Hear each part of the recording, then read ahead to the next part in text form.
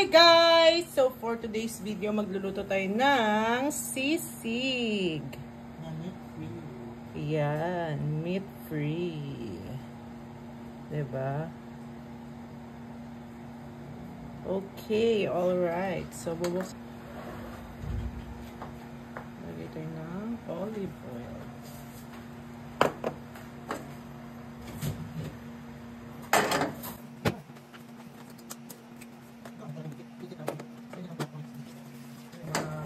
Brown na yellow.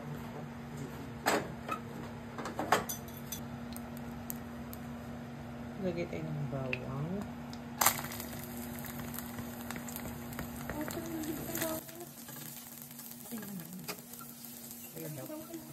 Ayun to, sa titig ko.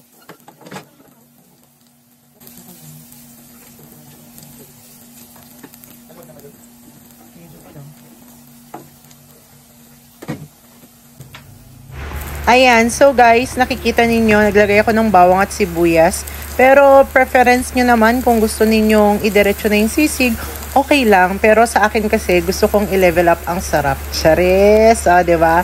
So, naglagay ako ng bawang at sibuyas. Tapos mamaya-maya din, makikita ninyo na magagarnish tayo ng white onion. Yung nilagay ko kasi ngayon, bago ko ilagay itong sisig ay red onion, okay? So, igigisa na natin yan, bawang at sibuyas, and then yung sisig natin na masarap.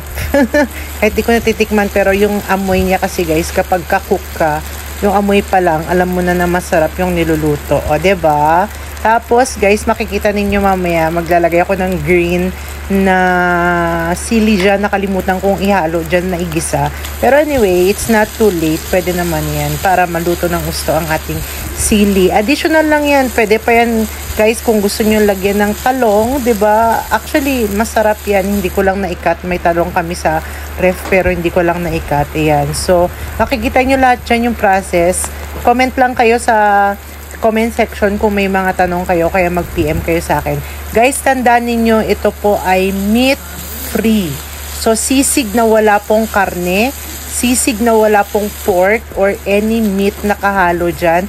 Lahat po yan ay made out of vegetable, soy, and whatever good ingredients. Yan. Sobrang easy to prepare.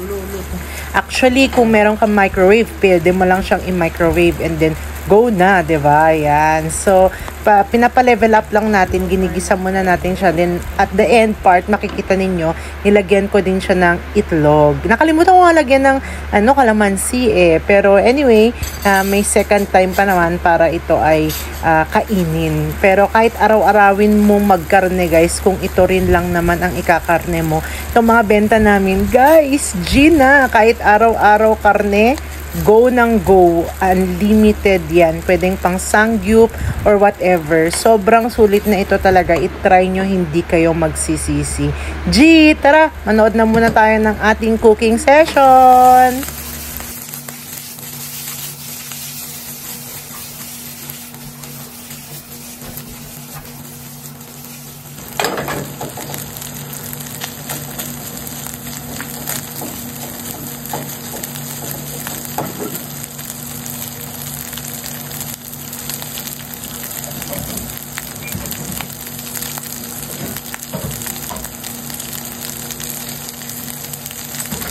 Ayan, so guys, nakita nyo, nilagay ko na yung kalahati ng white onion, at saka yung kalahati din ng sili. Maya-maya, pagka iaahon ko na, saka ko na ilalagay lahat pag nailagay ko na yung itlog. Nga pala guys, wala na akong hinalo dito like asin, pepper, or whatever. Wala na akong hinalo pampalasa dito as in, as it is kung anong nakapak. Wow, may pa-slow motion si ate. Oh, diba? Kaya nyo yan. Kung hindi nyo naman kayang gawin yan guys, okay lang.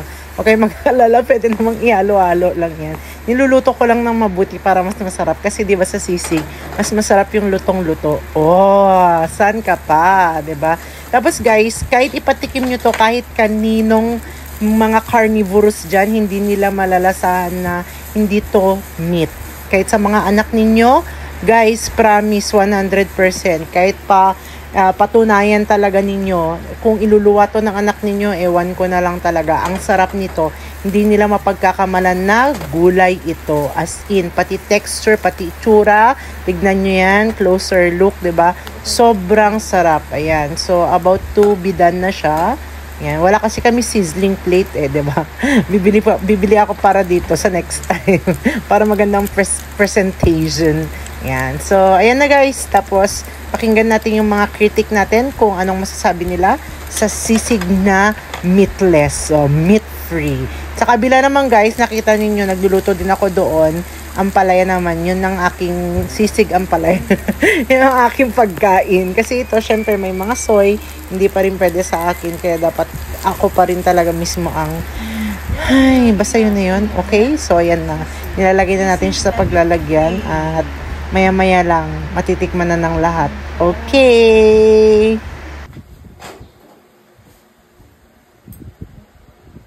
Hindi ko mahanap yung ano. So, ayan guys, imimix na natin siya. Ayan, habang mainit pa. Mamix yung egg niya. Wow! Ay, lalagyan ng itlog? Nilagyan ko. Kasi yung mga sisig talaga namang may itlog. Para mas level up lang. Pwedeng lagyan, pwedeng hindi. Doon ako dito. Doon ka na. Mal, doon na lang ako nanghihina na ako eh. Doon ka na. Huwag ka nang galaw dyan.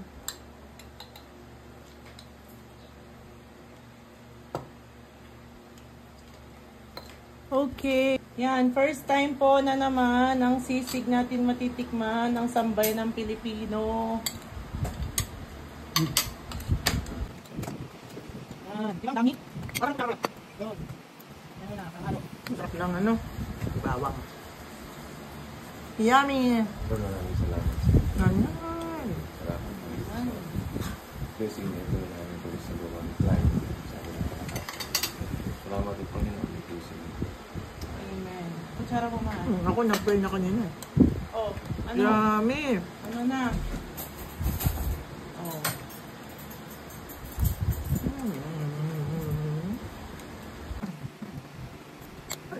Okay, taste test.